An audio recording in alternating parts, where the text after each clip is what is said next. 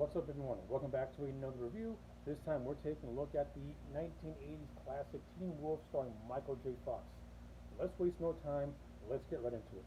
I love Teen Wolf. Bottom line, I love this movie. I still enjoy it to this day.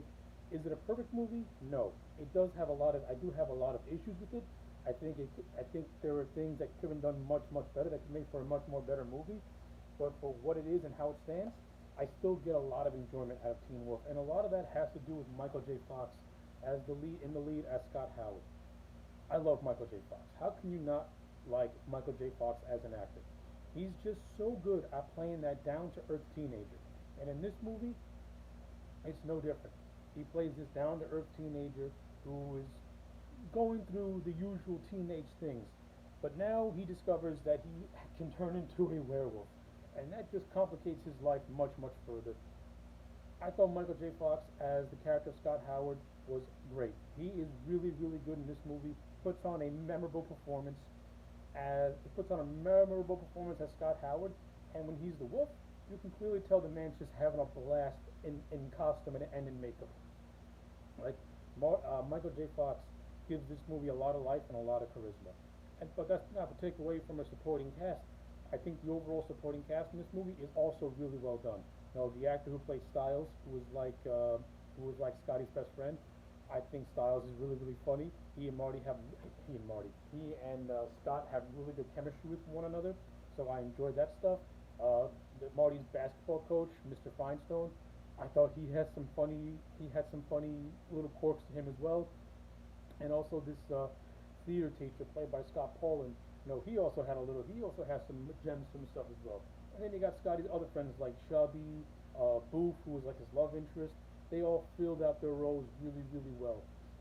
One of the things that I do enjoy, that I did kind of still like about this movie, is the love triangle that this movie presents, where Scott's in love with this girl named Pamela, but his childhood friend Boof is also in love with Scott. But I don't think Scott is like in tune to it. I like how the movie played that out, but I also think this movie kind of missed the opportunity to expand upon it a little more. Meaning, this movie didn't do enough of Booth loving Scott and Pam liking the wolf over Scott. I mean, yeah, the movie does present that, but there was so much more you could have done with it. And I think it could have made for a much more interesting story. Like, especially, you could have gave it more conflict within Scott. Like, does he want to continue to be Scott and be with Booth, who genuinely loves him, or does he want to be with Pam, who just wants the wolf and can care less about him? Like, I don't think the movie did enough to really present that conflict. It presents it, but it didn't do enough to expand on it. It's a good idea that didn't really get fleshed out enough, which I thought was a shame, because it could have led to some pretty good dramatic scenes and some good comedic scenes along the way as well. Another thing that I do have an issue with is Scott when he's the wolf. I never get the sense that Scott's a different person when he's the wolf. It just comes across as Scott dressing up for Halloween. I never get the I never get the uh, the uh, the feeling that he's developing a werewolf-like personality. He still feels human. If anything, he just has heightened senses, and he's fantastic at basketball when he's the wolf. That's pretty much it. I think this movie could have gotten some more, couldn't gotten more out of it if if Scott turning into the wolf kind of deteriorates his mind a little bit.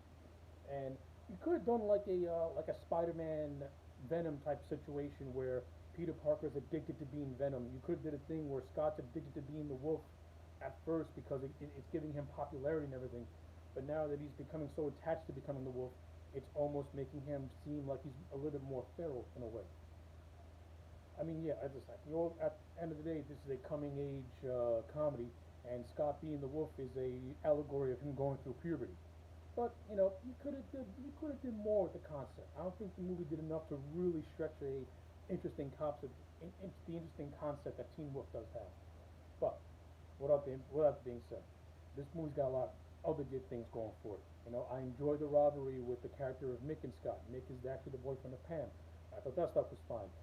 This movie has a principal named Rusty Thorne, who's constantly putting the screws to Scott. But it's also revealed because Scott's father, Harold, played by James Hampton, he's also a wolf himself.